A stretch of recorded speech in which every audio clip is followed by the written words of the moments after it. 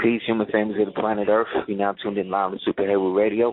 I'm your host, Aseer the Jugateers. You're now tuned in live with us, as well as my co-host, Selena, the Empress of 10,000 Years, Saga Assad, the greatest Super Heru family, and inshallah, all of those who have come and gone.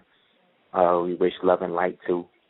Those who will never see again and never speak to again, we wish love and light to. And inshallah, we'll be able to be where we need to be in the coming days as things transgress into some of the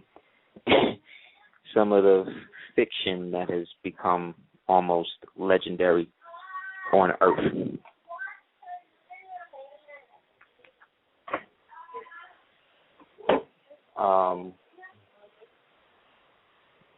There's been another government situation in which some brothers on a military base sought fit to show their disdain for the present system by going into some crazy op where they just shot up a lot of people on the base, much like the Fort Hood joint that went down, much like the other military base shooting where they had the guy from the military base, this white supremacist guy, shoot up the Hindu base and all of that. You know, all of that's kind of semi-connected. So all of this en route to the fact that, in retaliation for the fact that there's a large element of the government that really is not fearing this serious thing because they know that this basically is the last hurrah. And so the energy of what people want is clashing with where people are at and what they're able to do based upon their own misgivings and shortcomings. So these situations have procured in the planet a place for people to, or a place where people are no longer feel in control of their government. Well, we already know that's because the United States government has not been in control of itself since technically 1929. However, we as the constituency who understand that have an obligation to declare what and where we stand within that given grim reality. The reality is such that they cannot adequately pursue any more loans in their present position due to a lot of the national debt being translated into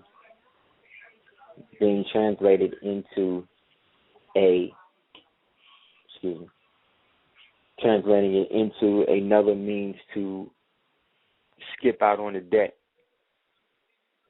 You know, these people are notorious for skipping out on the bill. So now that they're in a position where they're going to have to pay it in real money, there is no real money to pay anything with.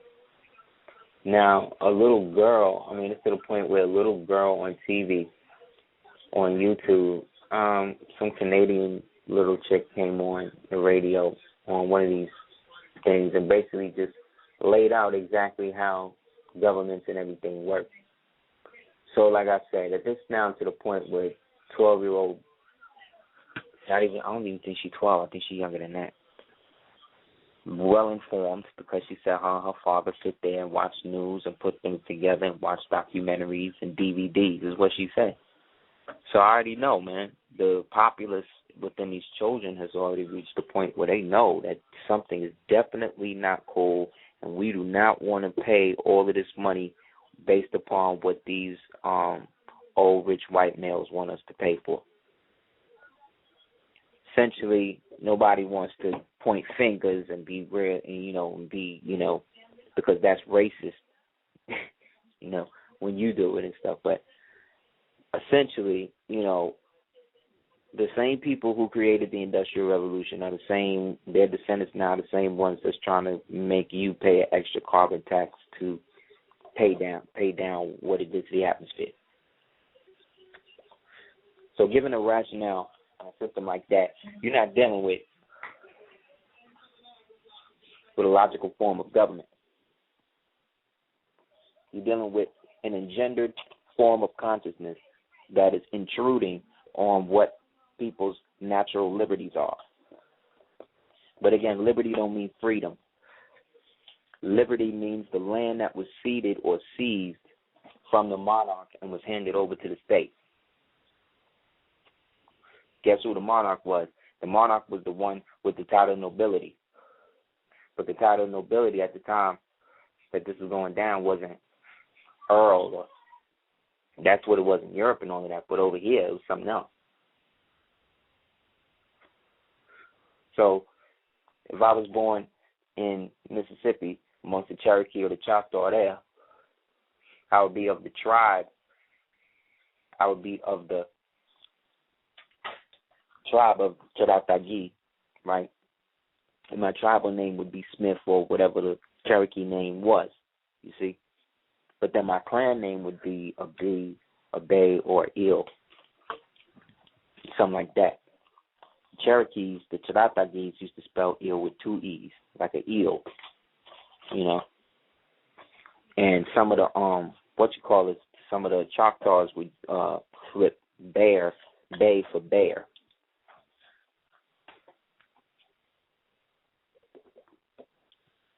Which is interesting that there's a place called Bay La Rusia, or Russia, in which the bear, who's Ursa Major, is the predominant symbol, right?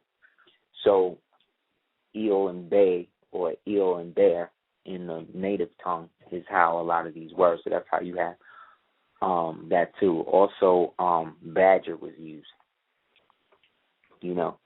So with these, you know, so-called native findings that we come across every day in terms of recognizing the so-called Indians in our family, you know, what we're really doing is clarifying who the American Indian or the true so-called Algonquin of the land is. And as you've been listening to the show, I've been overly redundant with the fact that it always boils down to people like us. Yet, because people like us don't accept that true designation and that true nationality, we wind up in situations where we are always playing catch-up with every other nation who is subsisting upon our birthright.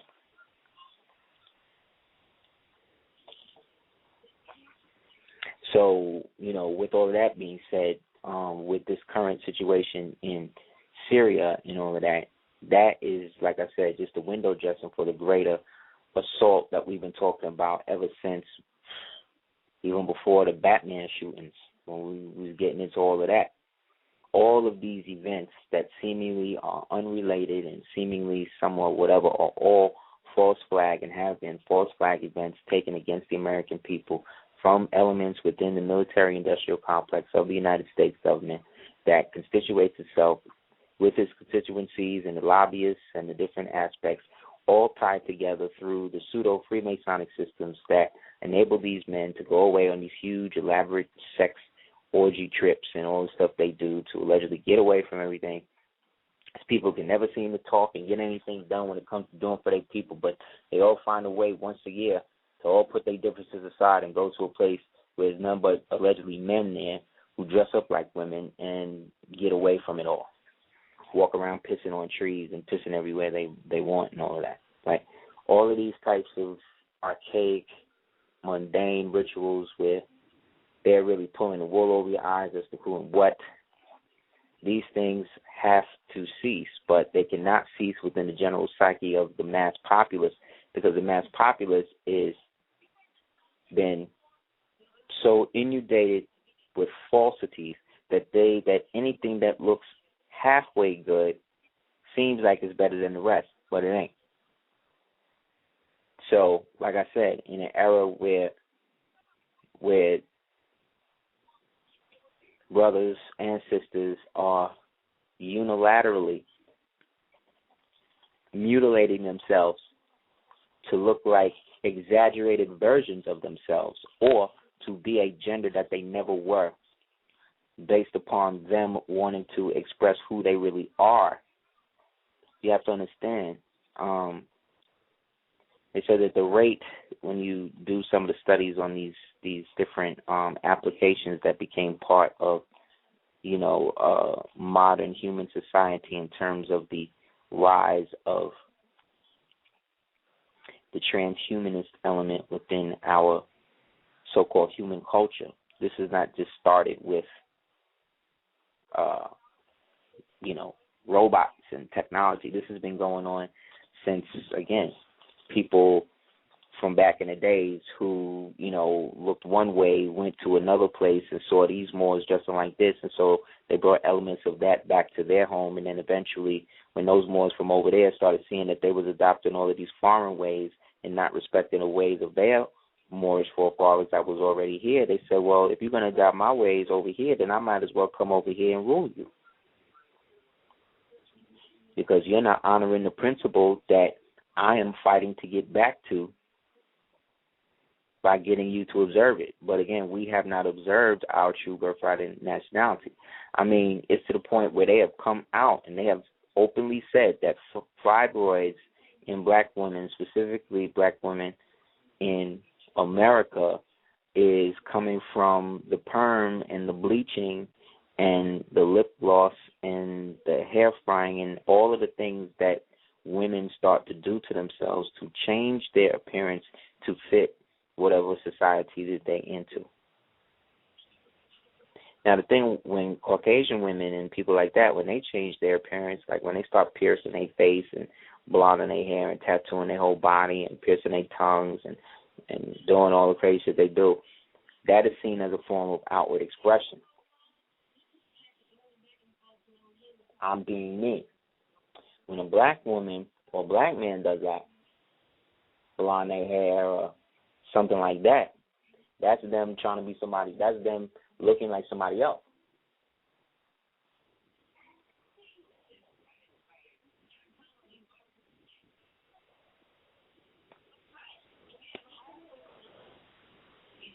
What's the difference? The difference is in the mentality. When you ask people, well, where do white folk live? White folk live where the hell they want to live, right? Where do black folk live? In the ghetto. Even if that's not true. That's what even black people will perpetuate. They'll perpetuate a reality like that to get money. See what I'm saying?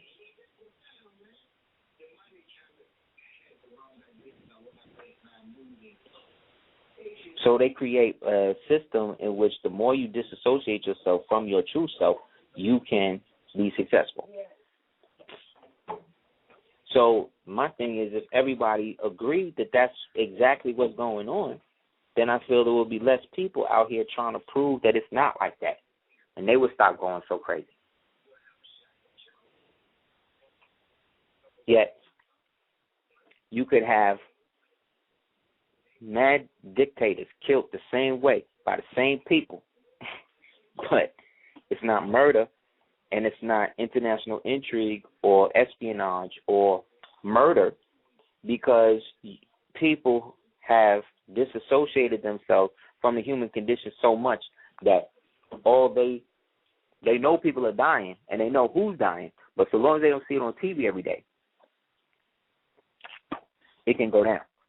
The only reason why Vietnam ended so quick was because the backfire, because what they was doing with showing the bodies and everybody coming back home every day had the opposite effect. What they wanted that to do was traumatize the American populace to such a degree that they would not openly rebel, that they would almost be so somatically broken down emotionally by seeing the broken up babies and all that stuff that they would eventually just be like, oh, well, whatever.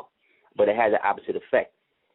See what I'm saying? So they had to push the drugs in there to then disassociate the soldiers from the war and the people from the soldiers.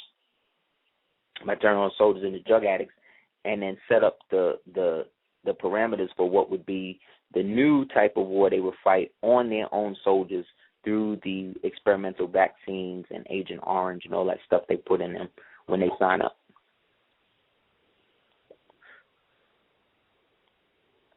Because some of the highest finances of the military-industrial complex are Pfizer and all of these so-called drug companies. That's why today you'll spend less time for selling crack than selling an Oxycontin pill.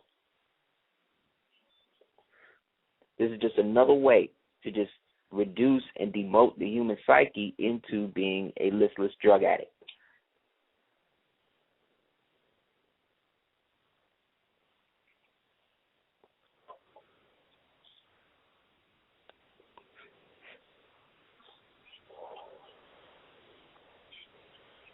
The transhumanist idea is to transport what is left as the remnant of humanity and totally interface them with something opposite.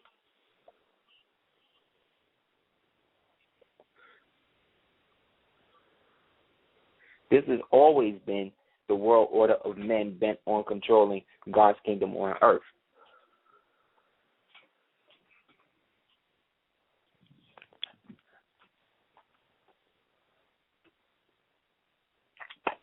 So when God plans in man, man plans to fail. See what I'm saying? But when man plans in God, God never fails the man. So the need to disassociate our true spirituality from itself has become such a needed agenda that it becomes paramount for any and all to be in a state of flux and disharmony based upon all of the crazy stuff they say about us and do to us in this country.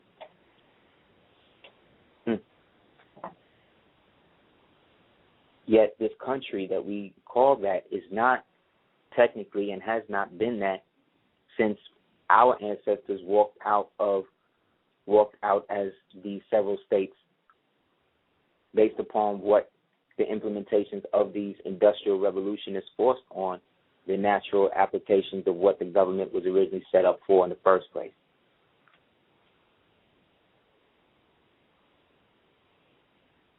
Therefore, ever since 1928, 1929, they've been making deals and new deals and revisionist deals to deal with the fact that they have no real tie on anyone who is in a de jure capacity. The only people who can be in a de jure capacity are those people who declare that they are a part of a de jure government.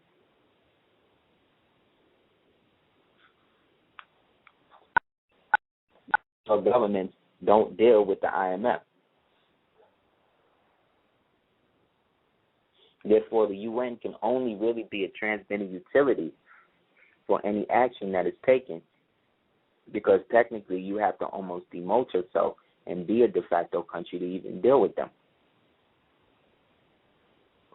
We are not de facto in the sense that we are convened around a central principle idea and birthright and inheritance that has tried to be usurped by the same system that says that you can't have a title nobility to function in it. So the same lawyers and esquires and attorneys that have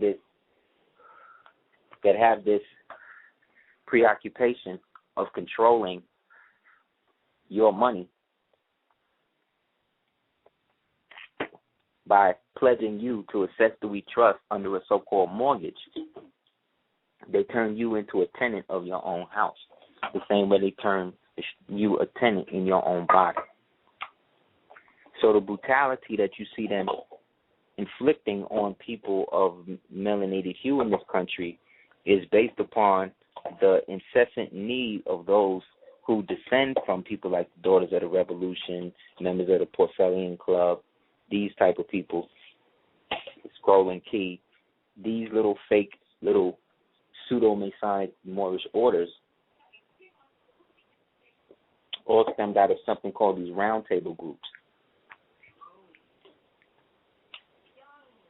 in which any group that was fostered to be against the United States would actually be good, because that will force the United States into a more totalitarian form of action.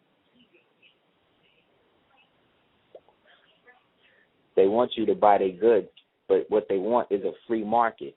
A free market means that they have the ability to go into any place in the world and set up shop and not pay gratuities to any national or nationalistic identity within the government, because they only deal with the corporate base of whatever country they're in. That's what the term multinational corporation really expounds to.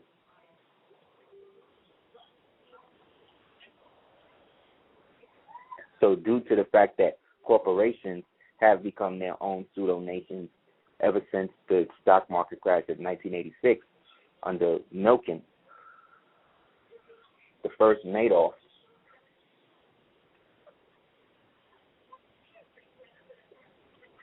this Jesuit agenda has now reached the climax, where they have now been outed in the common law. So to retaliate and keep quiet that none of these states are functioning under their quasi-powers under the Queen, they don't want to deal with anything in the common law.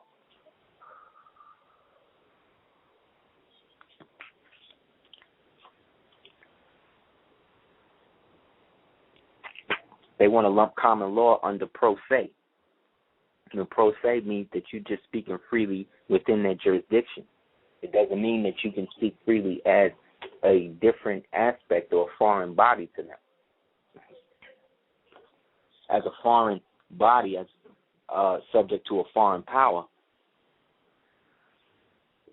Remember, God is a foreign power to the United States. You see movies all the time where the military is going to kill somebody and blow something up, and they say even God is afraid of them, the United States military. Like, they be on that type of state. You understand? So the need to create wholesale killers to support what's left of the American corporation has again come to a point where now that they have Iran basically isolated, they can move to the big push. But what you're not hearing about is the people like that. They'll talk about the Taliban and Al Qaeda and the rebels that's helping them, which is really aspects of the Muslim Brotherhood, throwback Nazi cannibals left over from World War II. They're not talking about the M23 rebels that's kicking them all up and down Africa, in the east and the west, going in on them, where they're losing a lot of ground. So the other aspect of this is that they're trying to block the Soviet Chinese pipeline that they was trying to flip through Syria from when they left the Afghan war back in the 80s. When they left Afghanistan, they couldn't just go all the way back to Russia. They had to go into Syria and chill there for a minute and then move out. And while they was there, that's where they created the bloc at the Khyber Pass. But no war that has ever been fought at the Khyber Pass has ever been won by any conqueror of them people. Due to the high straits and the arid conditions of the land itself, you can't bring tanks and stuff up in there.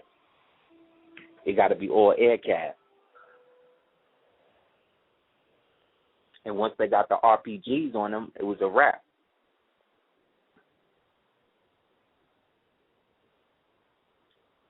So you got to understand, all military tactics that these people practice from the war college is coming back from Hannibal, Hasdrubal, Mago, and Hamilcar, the governors and the generalissимos of Rome, who were in charge of the Macedonian campaign of Alexander that went all the way and unified everybody. But we only focus on Alexander, like he just came up with all of this stuff for himself, but his father Philip was a king under the jurisdiction of Amegnon. Amegnon was in league with Hannibal, the Macedonians, through treaty, and they both shared in the spoils of whatever they got from the little kingdom of Rome today that we call Brazil. That's why when we talk about the ancient Romans, we talk about the people today we call Spanish people. That is why they call them Latin, because that was the language or one of the Romance languages that came out of the Punic era of those ancient Romans who set up the colony in what today we call Italy and what is the Little Rome.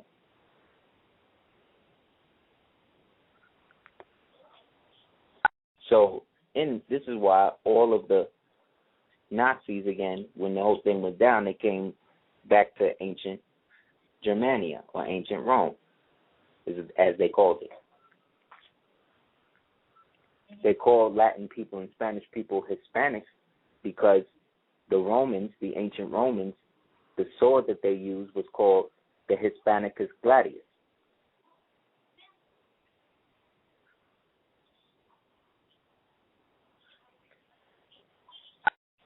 So we're all up and down, it was in the Caribbean too, in a place called Hispaniola, which now they call Haiti and the Dominican Republic.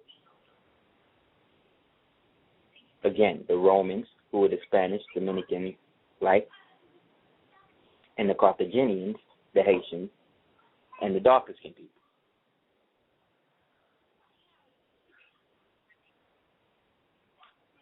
Both Moors, but Moors of varying degree based upon the time that they lived under. So all of this animosity and hatred culminates at Granada between Aragon and Castile, trying to depose those Moors. That's why when those Moors left, they came over here.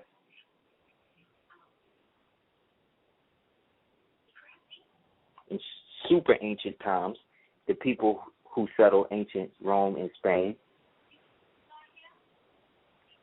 were called the Fomorians.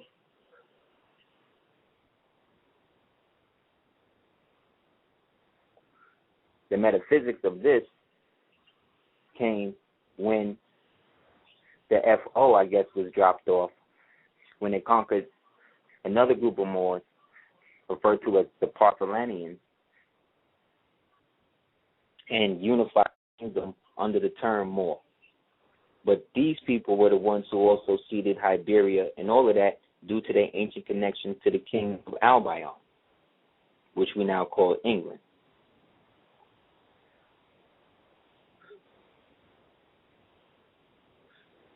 Old England is the 13 colonies in what we call New England. That's why, again, if you get arrested there in the East Coast, that's Britain and them getting a piece of the bond. Whereas if you get caught or on something caught up in the South, particularly in Louisiana, going into the Midwest, that's all France. France getting it.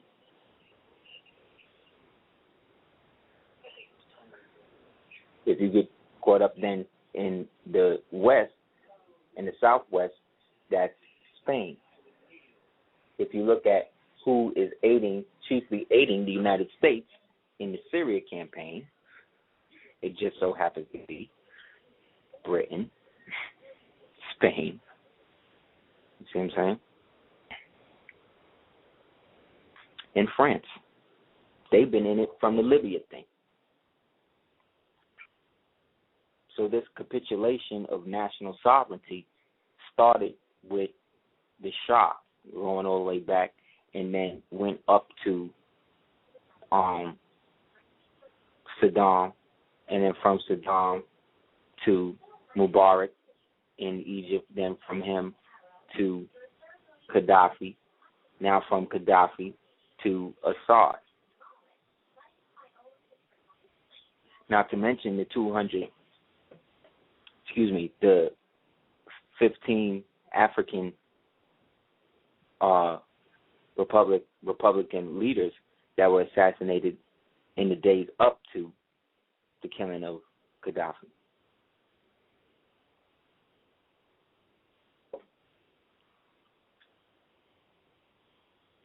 Who essentially was trying to consolidate Africa into an empire, with him as the spearhead and the one to work with Obama to situate it. But Obama, the president of the United States, administrative office, was born on August 4th. They started their whole campaign to get him out on the 4th. So it was only a matter of time. So when they was acting cool when he met him, and it was like that was all the softening up. You know what I'm saying? Because he's an intelligence thing. When Will Ayers came out and said something against him, that was a sign or a throw to the intelligence agency saying something, because he's a big dude in there who's down with them with blowing up the federal buildings through the Weatherman Underground and all of that in the 60s, which was the piggyback to help decredit the Panthers and all of the real movements that was really rocking. That whole Patty Hearst thing with the Symbionese Liberation Army, that whole front, all of that was fostered out of people they bagged up from the Sunset Strip and turned into revolutionaries overnight after they had already mind-controlled Hearst.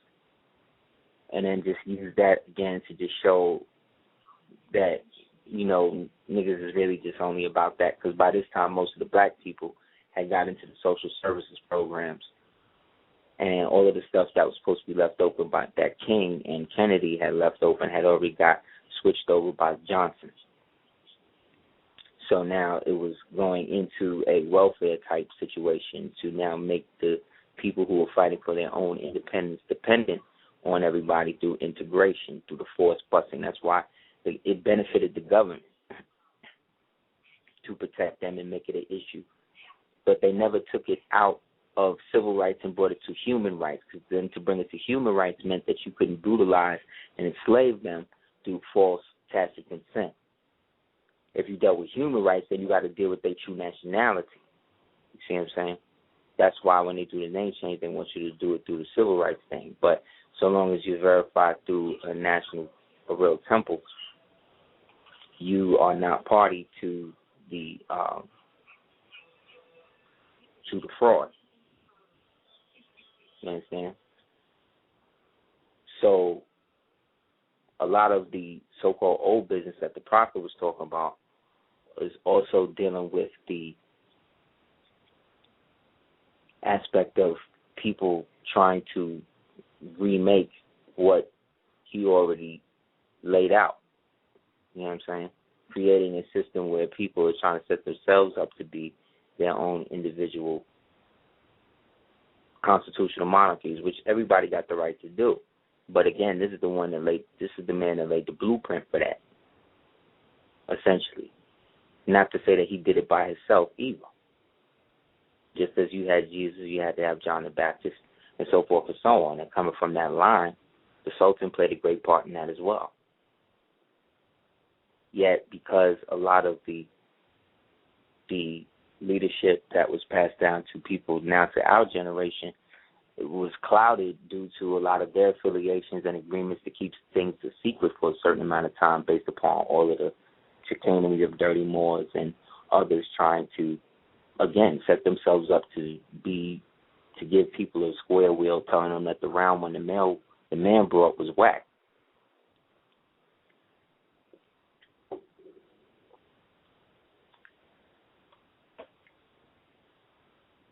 So as no man or woman is perfect in anything they do, we can find fault in everybody. And sometimes no matter how pure your intent you are, people will still find fault in it. Sometimes no matter how good you are to somebody, it's not enough. There's still something else they want. So it becomes a situation where you got to be able to know when's enough for you and when you're giving too much. Because if not, then you fall under the jurisdiction of a false impression of yourself through the eyes of someone that is really trying to enslave you. This is the very emphasis and where the impetus of things like superheroes and things like that come from. The need to have an altered self that can actually fulfill that which is necessary and have the appearance of something that is totally heroic, or what is perceived as heroic. That is the age of the Aeon of Horus, as was quoted by Crowley. An example of that, the Superman. That's why J.A. Rogers wrote From Superman to Man, in which the porter on the train talking to the white man, who was really Noble Joe Ali is really the porter, and the white man he talking. has this superiority complex. But as he winds up speaking to the black man, he winds up realizing he's hip to what's really going down. And by the end, he has to submit. By the end of the train ride, he has to submit. These are the little things that was being put in the seeds back then for us to be able to tabulate it and unify it under an umbrella that, if given weight, has the substance to fulfill the dreams of every body and everything. Because it's not about what you got to explain to everybody else. That's really what is the hang-up for a lot of people, getting their own life right. Not even talk about more science, just real talk just in your life. It's like, how if I change my life, if I stop eating meat, if I stop doing this, if I stop doing that, how is that going to affect my family? They just not going to accept it. They're not just going to accept you for you, regardless to what that is. You know, then something is wrong. But we have been trained to believe that something is wrong with us. And that is due to the fact that we are raised in a slave culture, in which no matter how free and how much money you got, they show you that they could arrest you at any time and brutalize you and beat you up at any time. And then with white folk, it's the same thing. You can rise to the highest point, have all the money, have all the power and all of that, but at any minute, if they need to sacrifice you, you got to give something up. Or if you don't, you out. That's what every movie they make is about. That's what all of these scandal shows, that's showing you. That show is a perfect example. I've never watched it. From what I've heard, it's basically this black woman in these white people business. You know what I'm saying? To the point she gets so caught up. You know what I'm saying? It is what it is.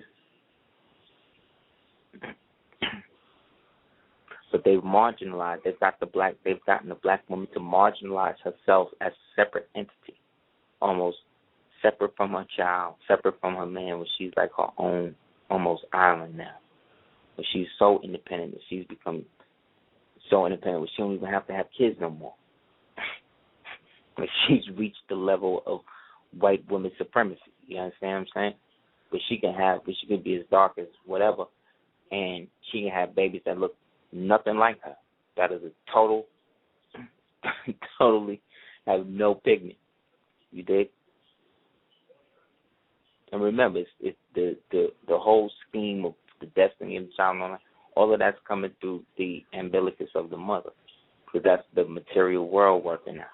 The spiritual stuff is the unseen aspects of the subatomic particles binding to whatever potential reality and future that the cells that are being born are going to manifest as arm, leg, arm, head, being an archetypical being of man, Moorish American national, or man meaning man and woman, but woman meaning WOMBMAN, a womb man. A woman with a womb. A lot of these women I'm not talking about women that go through hysterectomies and stuff like that. But I'm talking about women who have potential but allow themselves to be manipulated. There's an aspect of a woman which differs from a man. A man finds out he's being manipulated. A woman allows herself to be manipulated. You see what I'm saying? It's a difference. We wind up, we'll be living a lie, just wake up and like, oh shit, this person is trying to set me up. You know what I mean? But because a man is so goal oriented and focused, he's not necessarily looking peripherally at what's going on. Whereas a woman has already surveyed. When a woman sees you, she already knows she's going to sleep with you or not. But the minute she sees you, she already knows. And even if she, let's say, is in a relationship or whatever, she has already made the note whether she would have or not, if she was free or whatever. Because it's hardwired into their DNA to find the best breeder. That has nothing to do with them being hoes or being promiscuous or all of that other. All of that is stuff that a lot of times women put on themselves. The big secret is men, a real man, he don't care about implants and all of that, and like weaves and all that. Like men who talk about like, I need a woman with a weave or perm and stuff like that. Men, you don't look good without makeup. Any man that says stuff like that, like that's not really, in my opinion, this is my opinion, that's not really a man. That's somebody that's trying to make you into something that you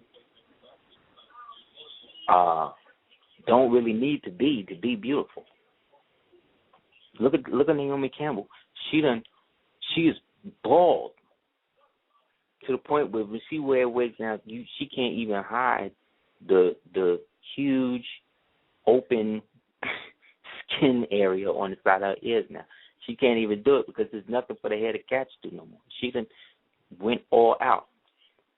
She'd have made herself a concubine of some billionaire who allegedly give her an island, right? And all of this, allegedly get this island, but then also caught up in the whole blood diamond thing through the dude that was giving her the blood diamonds on some wholesale tip. This also the chick who is Mandela's like niece or goddaughter, something like that. Him, the one who got Winnie on trial. You know what I mean? Like, you know what I'm saying? Like, it's all just like anybody that tries to really do what they're supposed to do within that sphere of society seems to always be marginalized and forced to the point where they can't fully operate.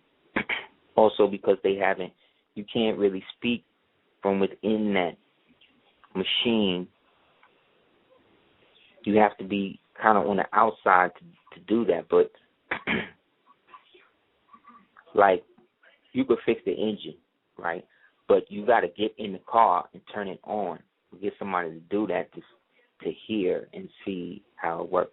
So it's a combination of going back and forth. It's an ebb and flow to everything. So just as there's order, there has to be chaos and vice versa. So nobody really wants chaos.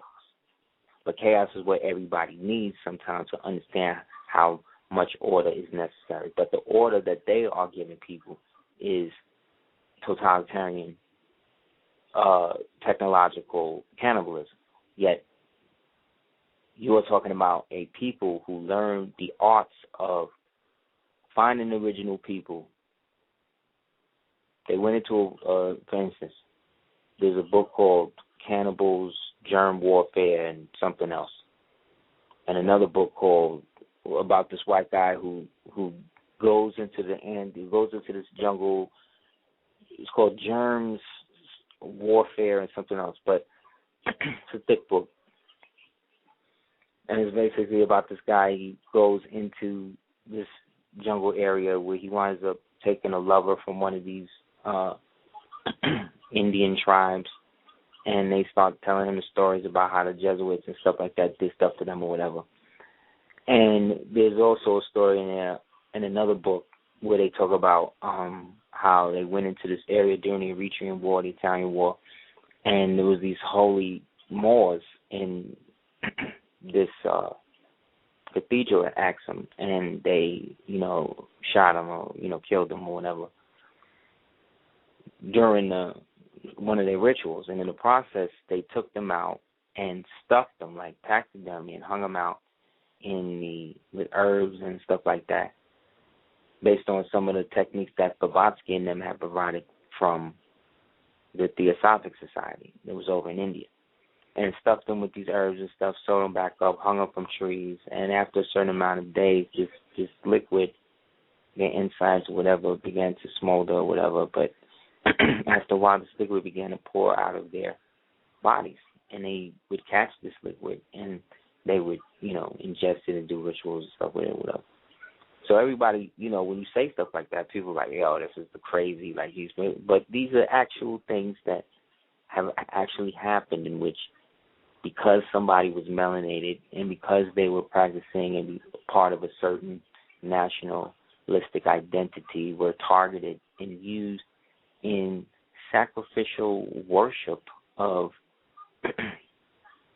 hyperdimensional satanic appetites that existed in the twisted minds of people like Mussolini and the Pope and these people that existed at the time. But these people weren't just like, we're just the evil guys doing this. These people are part of a greater system, you understand, that had existed and has perpetuated itself. So some people want to call it Illuminati, and some people want to call it this and that, or that. Whatever you want to call it, you know what I mean? I really don't care. I did enough DVDs and went into that stuff enough for people to understand, even when I was going into it, to let you know that this is also how they use the machine to function. You see? That's why in our talks and how we build, I strive not to give them any power, and I hope that it translates to that as everybody. I'm not trying to give them power over you by explaining these events and going through them, because I can get into the dates and all of that, but you already know, based upon listening and going into the materials that we have provided, that not only do these things happen, but how they are listed as happening in some ways mirror it so much that it's like, okay, if this is what it is, then how are people allowing it? People allow it because everyone is benefiting from it. Understand? You benefit from having the things that they provide for you, whether you like them or not.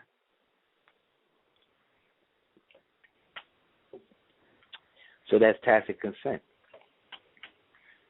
So if not identified then as a country, then the United States is then a corporation. If it being that, it then being bankrupt or insolvent means then that it cannot have citizens. McDonald's can't have citizens. Goldman Sachs can't have citizens. It can have warlocks. Understand? It can have witches. It can have astrologers. Understand? Which it does. It can have biotechnics,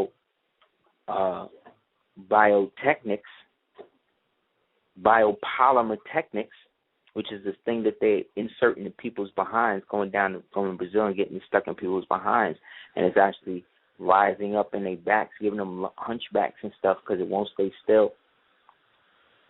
Because a polymer is something that cannot be digested or settled in something without being binded to whatever you're settling it to. So if you're sticking it in your behind, right, it can't bind to your cellular structure, so it has to somewhat settle around the area. But it's the area in question is always in motion. So how is it ever going to get a chance to gel enough for you to be able to fully function? So it'll look cool for a while, but after a certain amount of time, the expose we watched on it, the doctor said 100% of the people who get biopolymers are going to have issues later. So you're going to see.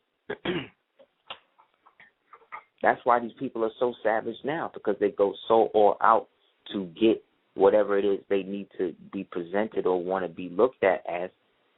They got to just live it up now, man, because you never know. You wake up with a piece of silicone in your throat, like just asphyxiate, and just done. So, yeah, you got the house, yeah, you got the $1 million, all that, but what is it now?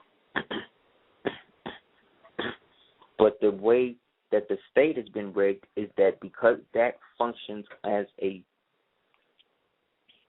aspect of business, an embalmer got to get paid, a mortician got to get paid, a coroner got to get paid, a grave digger got to get paid. So they still making money off you, even in the death. You see what I'm saying? So if you don't declare that you're not them, they always, regardless. So you got black people saying, oh, well, just give it its birth certificate altogether. Okay, you can do that. But that's still an estate. That's still your estate. That's like somebody giving you a lottery ticket, right, in your name. But because you didn't change your name to Mustafa, You know what I'm saying? You're not going to cash it in. You take what I'm saying? But when I say cash in this case, I'm talking about activating it as what it was supposed to be, ordained by God, manifested through the works and deeds of the prophet. So when it says, who are the angels? They are the Elohim. That's the us in unison, singing holy, holy, glory, glory, spouting love, truth, peace, freedom, justice, equality as much as we can. But it's hard to manifest that when everybody around you is about getting money. You see? So in order for you to be able to do what you got to do, you got to get money, which means then you got to sequester who essentially you really are, so that way Roman ideology doesn't thwart your Carthaginian outlook. So it's always two sides warring, you know. The Crips and the Bloods is the same. It was the same thing with Rome and Carthage, man. But Carthage just dominated from super ancient times until it got too big and Hannibal rescinded. Again, over his promise of being of promising his niece to this general of the Numidian cavalry. But instead he allowed her to marry somebody else, and was going to allow her to marry this other dude. And that he got mad and went and hooked up with the mulatto Scipio and said, let's just do it. I'm going to help you against this dude because he just went against it. And that reduced the General Barker's cavalry by 25%. So naturally, when they met at the Battle of Zama, it was pretty much a wrap. Because also, the dude, his name escapes me now, Massinissa, he was also familiar with the tactics because he had been Hannibal's cavalryman in the detachment for like 20 years before that.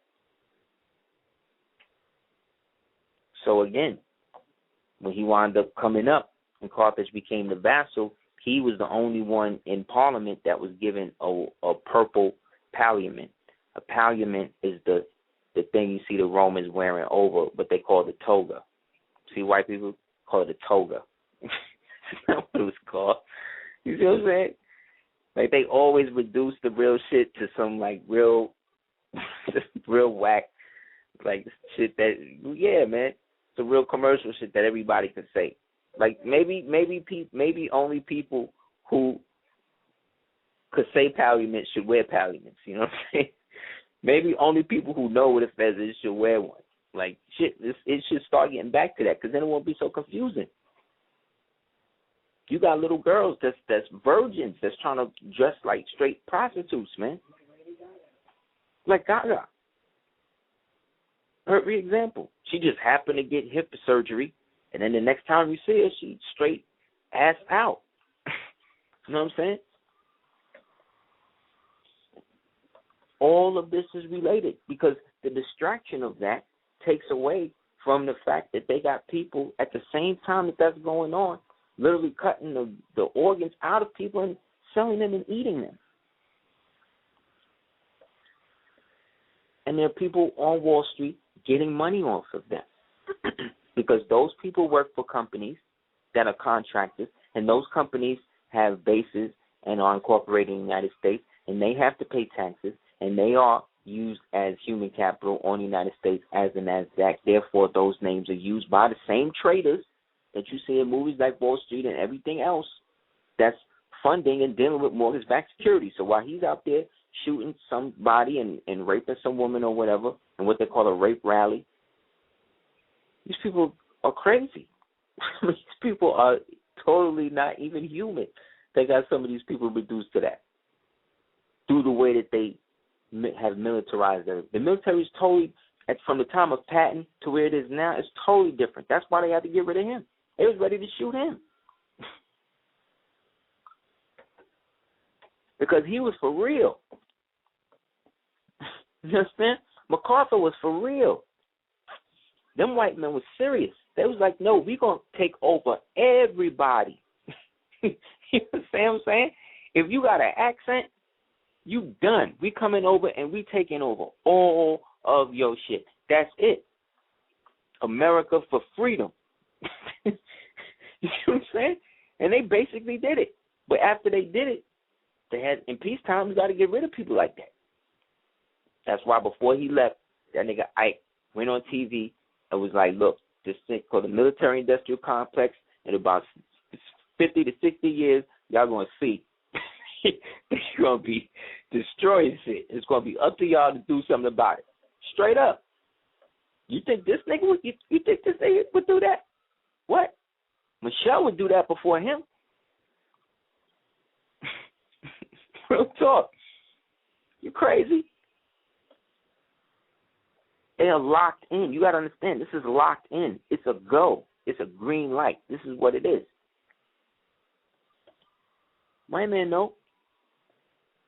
But it got to the point where, like between the 70s and the 80s, he had got what he wanted so much that it just got greedy. He just went crazy. It wasn't enough to just control the niggas. It was, now we got to make it about the war on crime. That was the beginning of the military-industrial complex prisonization of black males. That's when it started. There was less black people in jail during the time of the riots in the 60s and all of that, when there was riots all over the country that they wasn't reporting. There was less black people in jail then, and these niggas was burning it down then. It is now, and niggas is doing less crime. It's less crime because nobody want to go to jail, because everybody's crooked, because there's no honor.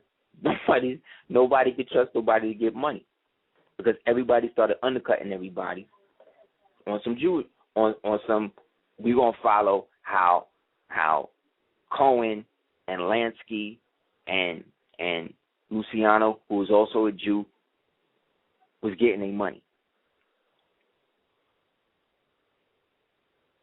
These are the founders of these banks and all of that. Goldman Sachs. I'm not saying nothing like illegitimate. It's fact. Prescott Bush was brought up on charges. They indicted this dude, man, for trading with the enemy. This nigga was the bankroll for this whole Nazi thing. The whole thing. Him and Borman and them. It was getting money, man. Money.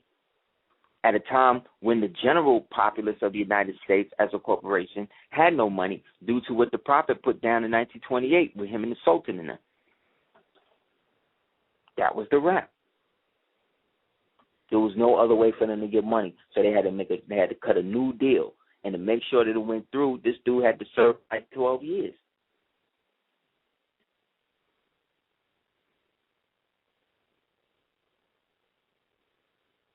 To make sure it was done, he had to rally the people because there was no food for them. They were suffering from the Dust Bowl. Everything the Prophet said, decimated. And then the temple was going through its own infighting, and then that didn't allow the space for those so-called Negroes that saw the grandeur of what the Moors and stuff was doing to be able to ally, so they had to hook up with whatever else was out there. And a lot of them, again, were adepts that came through the Moorish Science Temple, but because of their own given situations, decided to get in and get money. Because the General Temple wasn't functioning, at least how they thought it was. I wasn't there. I don't know.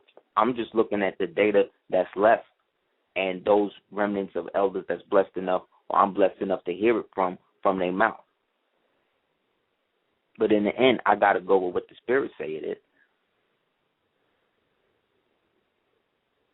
And in the end, the perpetual fact is we are still in the same disunified fact that we have been in since 1774, which led to the chattel slavery that began in 1779. So they in there chattel slavery and everybody now They're going to turn everybody into human capital, in which now this is a form of unification. So while everybody was looking for the RFID chip to be implanted in your right hand, you missed the fact that the RFID chip is your damn cell phone. That's the damn chip. That's it. It's always in your right hand, right? You know what I'm saying? It's in mine. But it ain't in my hand, but it's in my hand. You know what I'm saying? It's never the apparent. They always going to throw the southpaw in there to make you think it's the opposite. So everybody thought, ooh, they doing the Day of the Dead. It's going to come out. Everybody forget that 14, the Day of the Dead, the resurrection and death, that's Osiris. That's Hiram Abiff. Of course Floyd Mayweather going to win. Of course he's going to win. Of course.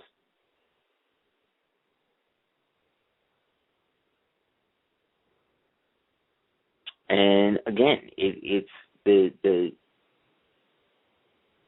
the metaphysical aspect of the dominance of this culture that we are really separate from so-called white America. But because we have been forced into integration by being conned into believing it was the best thing. I mean, really, Al Sharpton, you did all of this to become a pundit on MSNBC? Like, come on, man. That's what you're doing? Cornel West, now you talking about this dude is down with these people and all that. Like, come on, man. It's all late. It's all theater. It's all statecraft. It's all a distraction from the fact that there is a definite way out for each individual. I mean, each individual make their own choice and use that choice to elect and then be appointed into the position to do the works of the prophet, which are the works of the great God Allah.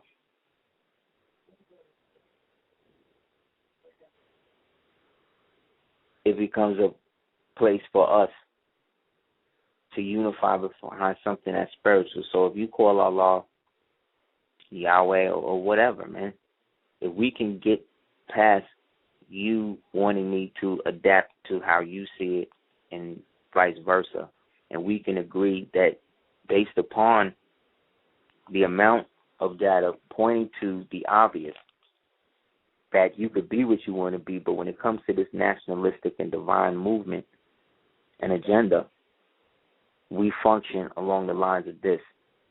And in our government, there's a sheik and a chairman. And example of that creates the harmony that allows us to take advantage of what is not being used in this great time that we live in, which is the fact that things are changing and things are coming into a perspective where we can actually look and want to see something new and want to have something better for ourselves. Like when I was a child, I didn't know that my mother was a single mother and didn't have things and certain things like that. I never really knew that, because most of the time that was spent by me and my cousin at my grandmother's house or whatever. You know what I'm saying? It never seemed like they didn't have. There were certain things I didn't get, and a lot of things I should have got, but at the same time, I can't complain with what I had. So in providing that to your child today, right, but then instilling a form of discipline in that, a lot of people look at that as you somehow imposing your will on a child, as if expecting your child to do better is somehow inhibiting the growth of the child. So I saw this movie. We was watching this movie with his kid, where a chick sent the kid to speak Spanish or whatever, but he didn't speak it. He was just speaking gibberish. But at the same time, the mother would act like it was real because she didn't want to hurt his feelings and tell him that he wasn't speaking real Spanish. So every time he would speak Spanish, the dude next to him would be like, yo, why would you tell him, yo? You just sound crazy. Like you got them out here looking crazy because you don't want to tell the truth. And it is a perfect example of what I'm saying about how people will just let somebody just keep playing themselves, and keep playing themselves and not helping them, not bringing to them, almost waiting for them to fall so people can ridicule them and have something to blog about and shit like that. Like that type of attitude is not Moorish. That's not something that's even black, really. That's some creation of living in this surveillance age where you have no privacy, where everything is like stacked on top of you. Even people with all the, like I'm seeing people, living out here, I'm seeing people with all the space, I'm seeing people with all the accoutrements, like big cribs. And these dudes is like miserable. These people, they making thousands of dollars in a recession, all of that. These people look haggard. These people look like I'm barely making it. Like, you know what I'm saying? And that's when I know that Allah is all-knowing and that there has to be something better for us, because in the end, everything that they're doing is to maintain a level of efficiency for the corporation to justify itself to make another deal. And this Syria thing is another deal. It's another grasp at the gold ring to be able to sustain themselves a little further, to be able to not fully implode and allow the so-called shadow government to maintain. Because there's elements within this whole thing that are down with it, that don't want it, that don't want them to do that. There are families that's rich and affluent and white, all that went into, joined up with these people and got into that to stop them. You know what I'm saying? Some of them through the generations messed up or whatever and got caught up in it. Some of them still maintaining that whole visage. That's why you like certain white people and other white people you don't really pay attention to. Like everybody like George Clooney. All the black women like Brad Pitt, right? He's the best. You know what I'm saying? All of these type of Hugh Jackman, like all of these type of white males are put in a state of always having to exploit or show dominance, not only of white women, but of black women and of black men specifically, in the form of like always beating them up. Whereas the woman that's going to be placed in the dominant role in the movie usually has to beat up a black man or tell a black man off or emasculate a black man in some way. Because the black man is the stepping stone into whatever it is. So if you have sex with the black man, Kim Kardashian, you'll be able to set up an empire. If you have sex with the black man, what's her name? Octomom, then you can blow up. If you have sex with the black man, Jennifer Lopez, you'll just, you understand? But the black men never really get to blow up. Like they be blown up, but they don't really blow up. You know what I'm saying? Or they get punished. Lamar Odom, perfect example. You know what I'm saying? So those of us that are heterosexual are the nationalistic minority in the pseudo-bisexual counterculture that has become American human capital culture. Because also they're going from the gay thing to the bisexual thing because this allows them then to get into two markets. They can now like create like a whole new genre market where they could sell stuff strictly to people who call themselves bisexual. It's always money. You know what I'm saying? And because it's always money, which is the ritual that keeps it all going, the warlocks and the witches that allow it to function use the mediums to perpetuate the medium, because the medium does not really exist. If nobody went to Fashion Week next year, then there would be no Fashion Week. You know what I'm saying? They said none of the designers asked Kanye to their show because they didn't want him to steal their ideas. You know what I'm saying? And you can see that, so other than the album, now that they charge him on criminal charges and all of that, these are all retaliations. You know what I'm saying? When you look at the beats, when you look at the whole situation in an abstract almost, and look at each event as almost a expression or a ideologue that is being conveyed to you as the watcher, as the listener, then you can see the numbers in the matrix talking. You can see that these 3 threes and these 2 twos represent a valley and a stream. You almost can kind of like tune into it. It's like when somebody's saying something to you, you peeping what they mean by what they saying, not really what they saying.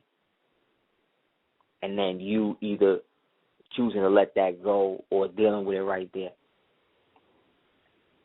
based on the laws of etiquette or whatever.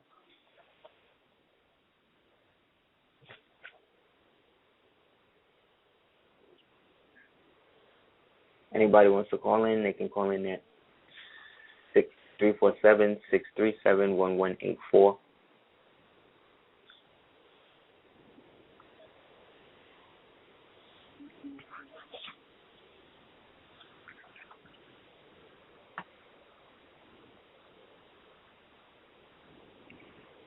See.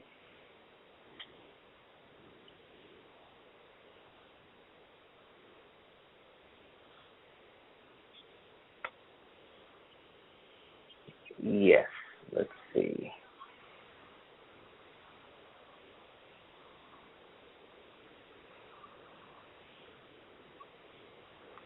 So the declaration of one to one's nation is the absentee or the renunciation of the illegal circumstance of the erroneous citizenship put on the individual making the declaration.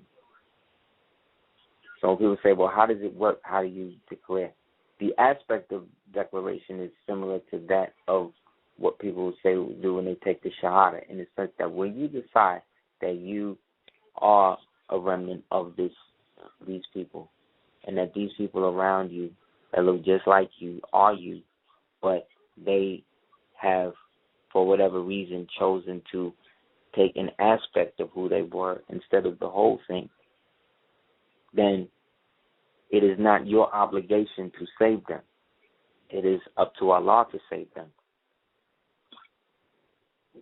But being a Moor of Al-Islam, a Muslim, you give respect to all of the other so-called deities who really represent prophets, who also represent alchemical processes within you and I.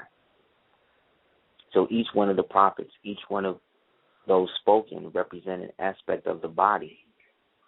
You know what I'm saying? Because they dealt with what they wanted to do with. Like Moses dealt with the head because he came in the era of Aries, where he said, I am, where God told him, I am that I am, which is the motto of Aries, I am, being the head, being, again, the lawgiver, at the head of the house, coming as the Hebrew who have to cross over from across the river. The Hebrews are nothing but the ancient Canaanites who reorganized themselves after sojourning from this side of the world to that side of the world, and in dwelling in what was the colony of so-called Egypt over there, what we now told today accurately called Kemet, or Tamaray, or Meroe Kush, or Nubia, or Abyssinia, or Punt, or Mizraim, or Jebus, or Ariel, or Salem, or Salem, right? Any of these ancient names that correspond to who we were as a people then still resonate to who we are as a people now. It's just that we are not in our national or original habit, so we don't really function or look the part, if you will. The reason why Moors are not Arabs is because Arabs didn't dress like Moors.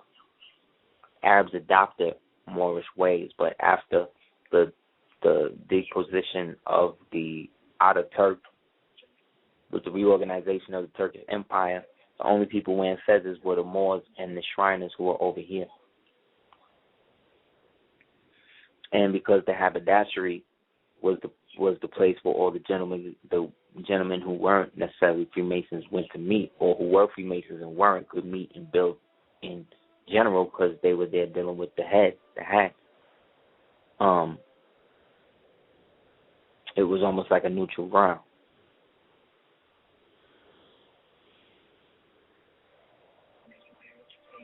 So this, again, need for us to, again, reunify around a given principle has already been here for the past 100 years.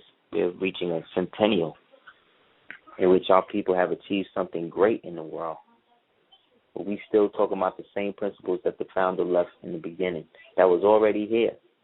That was all manifested as Islam. So when I read the 147 negative confessions to Ma'at, I know that is a form of Islam. When I read the Bible, I know that's a form of Islam. You understand? Because all that falls under the jurisdiction of I, self, law and master. I am the one. I am the self who looks at this as law or not, and then acquires it to be the master of it. Only me. And that makes me a Muslim, because I understand the difference again between Muhammad and Muhammad. I know that Muhammad is the mystic name given to a certain time period and a certain person who became the first sultan under the religion of Islam that was founded in 836 BC. You understand? So by the time of the 7th century BC and 711 AD, when Jabal al-Tariq and al-Tarif were about to cross the Straits of Hercules into what was then under the jurisdiction of the Vandals and what we now call Spain, all of that was already under the jurisdiction of Carthaginians from ancient times, you understand? From the Moors from ancient times. So these were, again, was just successive waves of Moors, both from over there and over here, who met at that point in what we call North Africa, that we call the Maghreb, and then were able to push forward. Those soldiers that they brought with them were a lot of the Philistine-styled Arabs, the people who today you would look at and call Arabs, which is not really what they are, but that's what they chose to be called after 1914. They were the bulwark of the troops that they used as that, while the general and officership of the main cavalry and all that were traditional so-called Moors.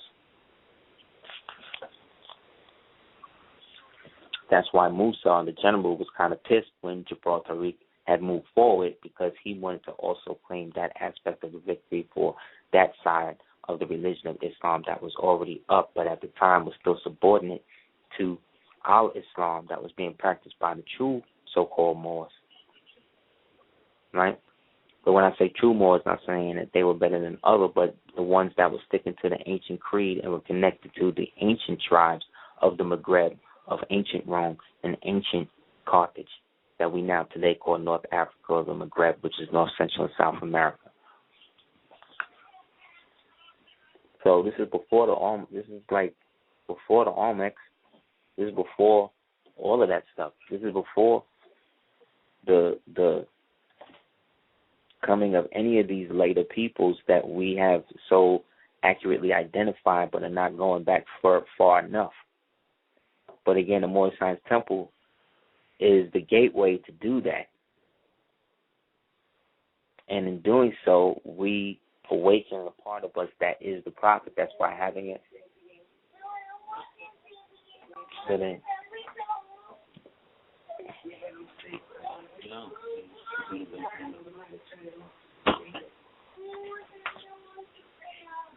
hold on.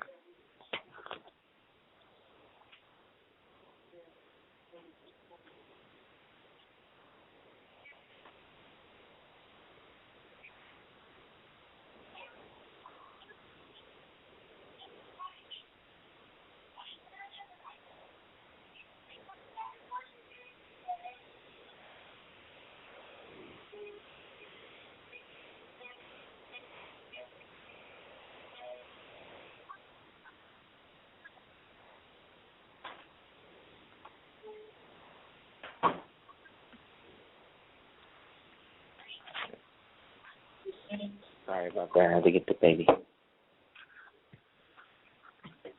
Okay, let's see if anybody called in. Okay, 301, you on Superhero Radio?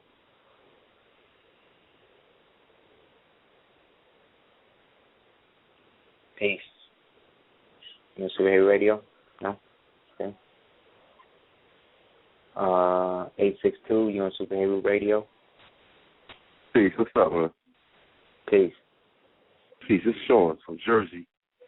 Hey, what's up? I'm chilling, man. I'm chilling. I'm just actually, I was listening, but I want to ask you a question because I got into a little debate with my friends over the fight. But we was actually talking about Jackie Robinson. What I was gonna ask you was, at that time when Jackie Robinson came out, that was a blow to the black community, to the black community at that time, wasn't it? Yep. Like when Jackie Robinson Yep. When he went into the Negro Leagues and did all of that. Yeah. Yeah.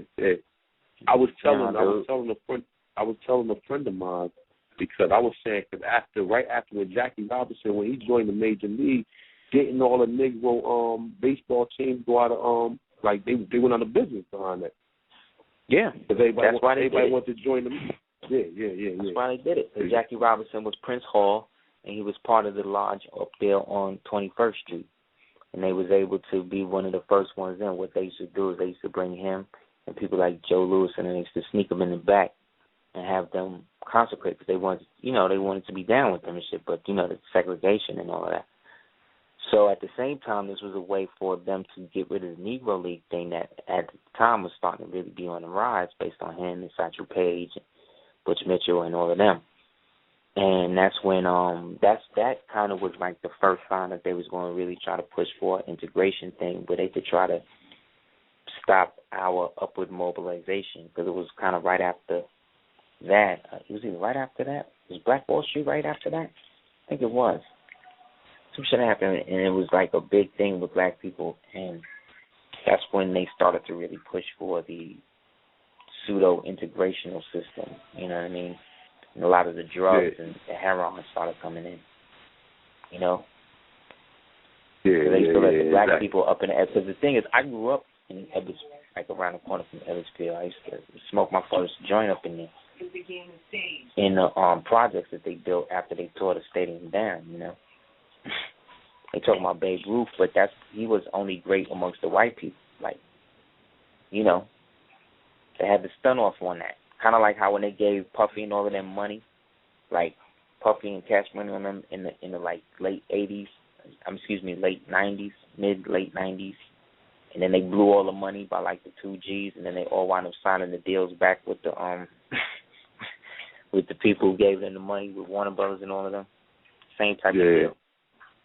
No doubt. Yeah, that's very interesting. Yeah. I mean, we was just talking about that, and I'm sitting there, I'm around a lot of 85ers, man. Jokers don't know, I'll be the only joker amongst, You ever see? I know you probably don't watch too much TV, right? But you ever see a commercial? I just see a commercial with a sheep, right? And it's a bunch of sheep in the field, right? And it's just one sheep just get up and look around and just start running. Just like, I'm out of here. Yeah, I saw that. And he was out. Yeah, that's real talk. That'd be the you. We be the odd man out. Yeah, no doubt, man. No doubt, though. But look, man, I'm going to let somebody else get in, man. Love and life to you and your family, man. Love and life to you, too, and I'm going to get with you real soon, bro. I ain't forget. I never forget about you. No doubt, no doubt. Islam, peace brother. Peace, man. Islam. All right. 443, you on Superhero Radio? Islam King, how you doing? Islam Queen, how you doing? I'm good. I was calling because I wanted to ask you a question. And my question is, what is the North American Water and Power Alliance? That is a conglomeration of multinational corporations that have agreed to adopt Agenda 21 mandated water filtration systems that will allow them to externalize pressurized agents put into the water, much like you see in the movie Batman Begins. Remember when Scarecrow was pumping the shit into the water through the Right. pipe? And then they used the electromagnetic pulse to create the agent inside the water to vaporize to form the gas to then turn everybody crazy. So these are all implementations of the United States being turned into a battleground by the government since the time of Clinton. So they're now being reissued and re-standardized based upon this guy's push towards Iran through Syria. So that's the new thing that they're trying to do to also hide what's going on, their agenda in Syria, because that's one of the corporations or one of the alliances that's a part of the coalition against the present Syrian government that they funded. But the last thing I wanted to say was more when you're out in the public, please wear your headdress no matter where you go. I got a call today about a Moor in Miami that was brutal, like beat down by the police. And I mean, she's official tissue. Like she has the real deal paperwork. She really is in the Prophet's trust. You understand what I'm saying? But when we go out here amongst these people that don't know, and literally when, you know, they kidnap us and they see our paperwork, you know, she was saying how the police officer was taking her nationality card, putting it on his person, like, yeah, I'm a Moorish American. And she just kept saying to them, you don't know who you're dealing with. So y'all please, really please wear your headdress. It's very important because after this nigga Zimmerman got off, they really going in. And they can't tell who is who. They can only tell who is who by you wearing your headdress. That's right. So even though we all look alike, we different. We are very different. We are very different. And also, Aseer and Selena, you know, they can help out if you need some, you know, you want to get in the trust. Holler at them. Because if you're not, it's a wrap for you. That's all I wanted to say. That's real talk. Thank you, Queen. We love you, man. And thanks for the support. And thanks for the message. That's real talk. Anytime. Peace. Peace. That's real talk, man. What you call it said it.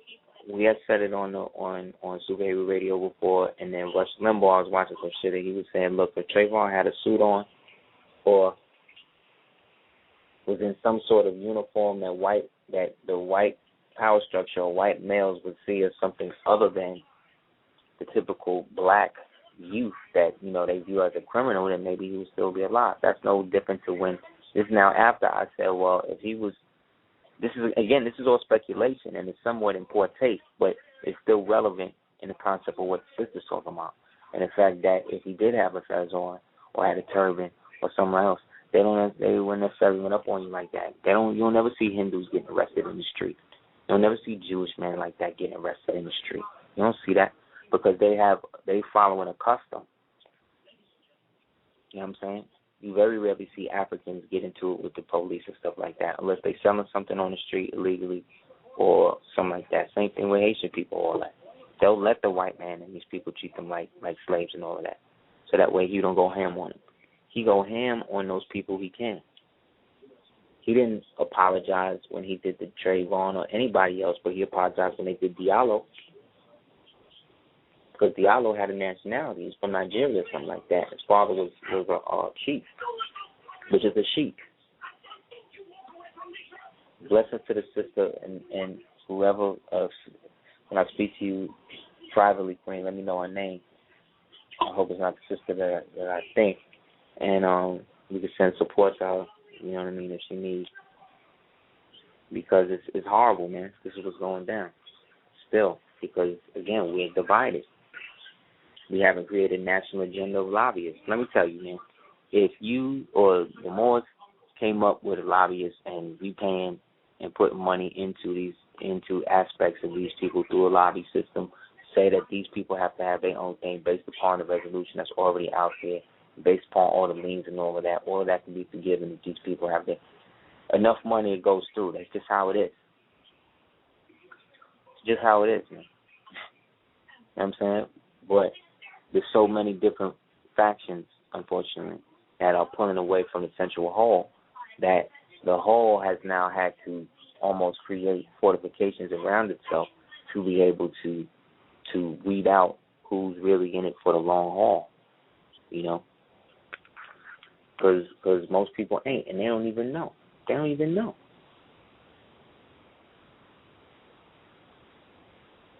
$3140 on Super Heru Radio. Okay.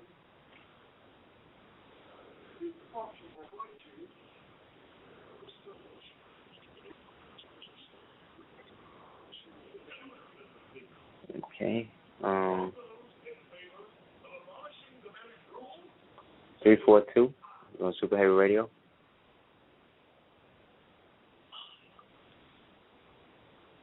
Okay.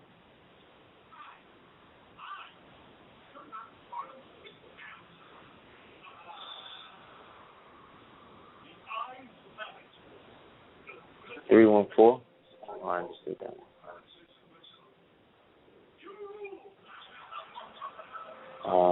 347 on Super Heru Radio. Hello. Peace. Hey, what's up, Aseer? Peace, Selena. Hey, what's up, Queen? Peace. What's yeah, up? Peace. What's up, man? You know I'm in Brooklyn, right? And I'm noticing there's a lot of rituals going on in Brooklyn. I'm seeing a lot of people, original people getting kidnapped, and a couple of them had the last name Bay. And and a lot of drive-bys and stuff like that I mentioned before. Also, there's a lot of drills going on the 4th of July. They had one on the subway, and a couple of days ago they had one at the Barclays Center. So, yeah, drills, just in case there's somewhere, they said if there's a bio attack or a chemical attack. Now, we already know what their drills are about. That's not even it. But I'm saying the fact that it's going on in Brooklyn, and then you have the VMAs in Brooklyn and all this crap with Jay-Z and Beyonce. These are their rituals, and we know how they get down. I feel like in the major cities, they know, even though a lot of us haven't claimed our nationality, they know we're the best of the best, and they know our bloodlines. And I feel like they just want to, this is the end time of the extermination. They want to just basically fumigate us like roaches and get rid of, you get what I'm saying, what they know is going to come up. So it's like I'm seeing a lot of different things, and it's just people just going by like it's nothing, and it's really creepy, and it's making me sick. Like literally, I can't even uplift myself lately. You know, and it's just it's really hard to bad. do that there. Right. I feel for you, man, because I was there. I know. It's hard. So, it's really bad. It's really bad. And there's nowhere to run, nowhere to hide. And I wouldn't even want to, but it's just that we got to do. I see people not going out in droves, but I see a lot of the older people, the church people voting, and it's just the same old crap, the same old, like people are literally falling for Bill de Blasio because he got a black wife. Like this is it's sickening. It's just really sickening. And I see it, and I'm like, yo. It's bugging me out. And I always notice every time you come out, every time you say something, anything that you expound on, there'll be a commercial about something that's dealing with the Moors, but they're changing it, they're flipping it. It's not original people, it's white people. Yeah, they're flipping it. And I see it, and I'm like, oh my, it's just. Anyway, that's that whole drill and all of that. Yeah. That's part of the repression. They formally colonized that whole Brooklyn thing. Like right before we left, they formally set the thing up. So now that it's official, now they're gonna bring the death squads in there, so that way they can move everybody out of the traditional neighborhoods, and then force them to either come down south or force them to go further Midwest or like out west, like California, to get everybody on the coast. Yep. And I see it in my own community because I'm on a little side block and it's been quiet the whole time, and I've been here about 10 years, but I've been in this area my whole life. And, like, I see how they just put in this building, the bank owned it, this apartment building, right in the center of a residential community, and now they put in, like, some type of halfway house thing. It's crazy, and it's like, just right there in the mix, and it's like, I'm like, oh, my God, it's getting real. It's They want to bring the worst people in, make it even worse, and then bring the, like, I grew up there too. They never, I grew up with seeing people I know dead on the street, shit like that. But I never heard of there was no drive-bys. Niggas got shot, but niggas got out the car and went in on you. But this summer is always, in every end of the summer, there's always a baby getting killed. There's always drive-bys. And even now with this new thing that happened in Washington, now it's a black man. You know niggas don't get down like that. They'll shoot one of us before they go and shoot up any, you know what I'm saying? A military base and all this other crap. So this is bullshit. Like said, this is straight up under siege. They've been flipping the mind control on these dudes, though. Yeah, so this is straight up under siege. Okay? Straight up. And for those of y'all that didn't see it, watch it with Denzel Washington. Under siege, like it's bad. Straight up. It is. It's horrible. Dude, and these guys are just the prerequisite that they can now use to say, oh, this is the new aspect of that. But they've been setting you up with movies like Bait, Enemy of the State. Yeah, we're rapists, we're killers, we're serial killers, we're mass murderers, we're none of that. That's them. Every time you turn around, I can name 30 movies of the European and how he's a cannibal from his own interpretations, from his own art. He's saying he's a cannibal. I eat people. That's what we do. We fuck with dead bodies. We're necrophiliacs. These blacks, especially in Hollywood and places like that, actors have no integrity. These people have no integrity. The actors with integrity are the ones that you don't see. Like when Angela they don't get work. When she got Monsters Ball, she said she almost beat the producer with the damn script. She said, "How dare you bring me some shit like this?" Niggas got left there, called Halle Berry. She said, "I'll do it." You see what I'm saying? Wow. And that's what it is. That's the issue with us, because we will step in our own way to block all of us from coming up and work with the niggas that's killing all of us so long as we can get money with them. And I know a lot of people are going to get mad, but I'm going to say it. It's always the coons that's money grubbing and that'll sell you out for a fistful of dollars. And it's almost always, and this is harsh, but it's almost always the so-called mixed people who think they're mixed that don't claim one, like they're not human, and they just want to be broken down and like fraction. It's always them. Look at Paula Patton. It's always them. Look at Paula Patton. Look at what she got to deal with. If a black woman, if she was a dark-skinned black woman traditionally, black woman would be up in arms, and he was a black man doing that type of shit, they would be going in on him. But he's married to a white woman, girl, so she got to just, she got to deal with it. And she do. They said this, when you read, I read this article, she was talking about this dude, and she was talking about how she used to stalk him to make sure he wasn't cheating on her. She was so upset with holding down this white man because so many black women wanted her white man. So she done turned herself again into an animal. You see her in the videos putting on blonde wigs and shit, dancing around there. You see his and the name of the song of that video is Love and War, which is telling you. Right. So I get it. Video he got out now. He got a chorus line, a dark-skinned black woman, right? Dressed scantily clad on the football field, meaning that they gang, they part of the team, and then he got them dancing in front of a giant thing of caviar, a giant roll of money, right? Pouring alcohol and shit on them, right? And then dressed as the referee. You know what I'm saying? Just as the referee. You know what? I never thought it would get worse. I said, once I saw Snoop Dogg go to an award show with black women on leashes, crawling on all fours, I said, there's no way nobody can top that. But I'm not. He went all the way. But here go the wild shit. Everybody, it's a great song, and that's how he sell it all. But in the song, he tell you, you a fallen angel. Every song he talking about. Look at the blurred line shit. That's obvious too. Yeah. Even the symbolism is obvious. He's looking a beige ice cream cone. You get what I'm saying? And he's listen. Right. People just blind because they want to be blind. And that's fine. I don't care about them. But it's like I'm caught in the middle between. I'm in a nut sandwich. You know what I'm saying? Our people are totally justifying it.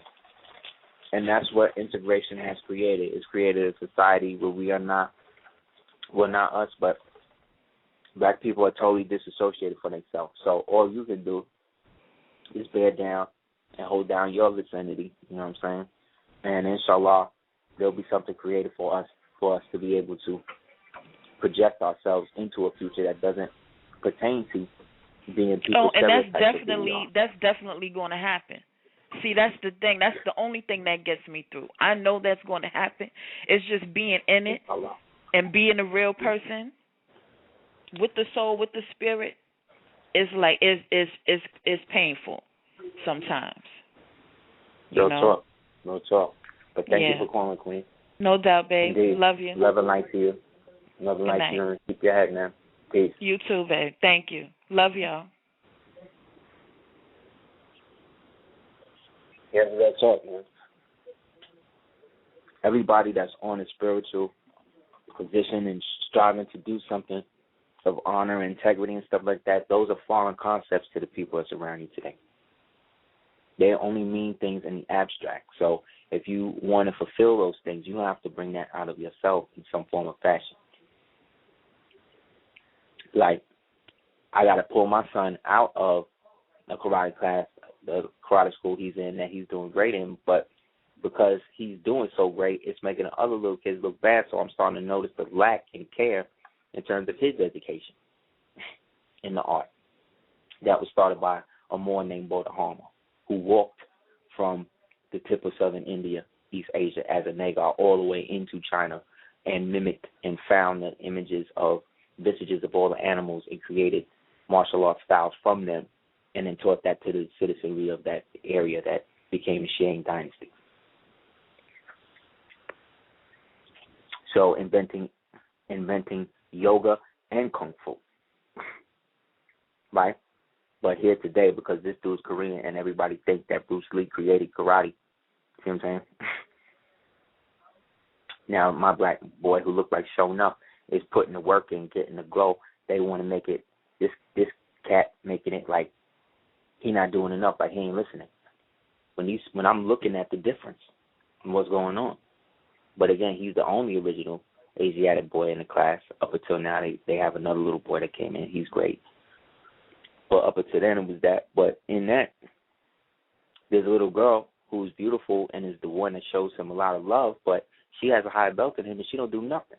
So when I brought up that it's not about merit, it's about money, who's paying for the belt, you now trying to make it seem like this little girl or the situation, look at what you're showing my son, but at the same time you're talking about it's about, courtesy, honesty, respect, and all of that. I said, I get it, man.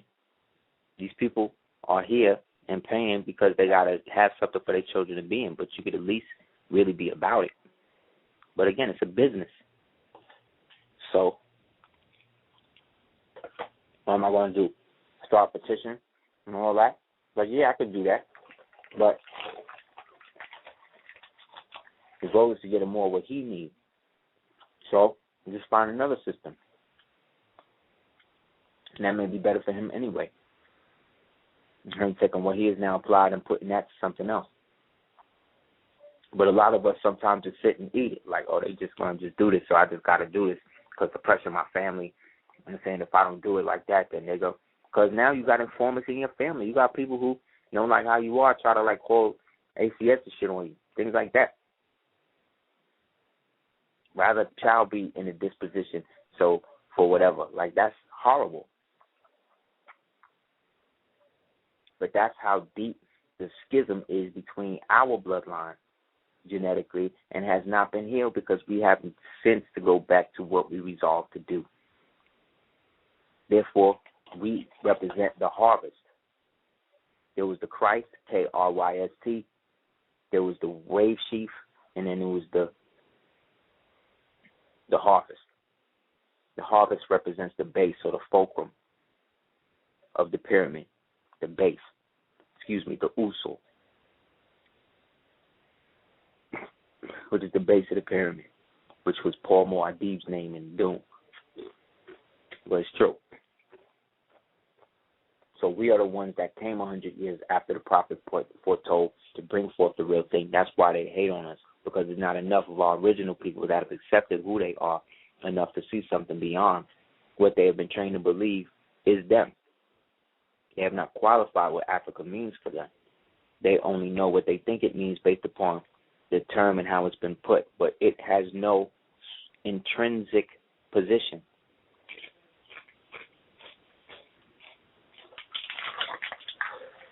Meaning that these empires were called African empires, but they were not calling themselves African empires.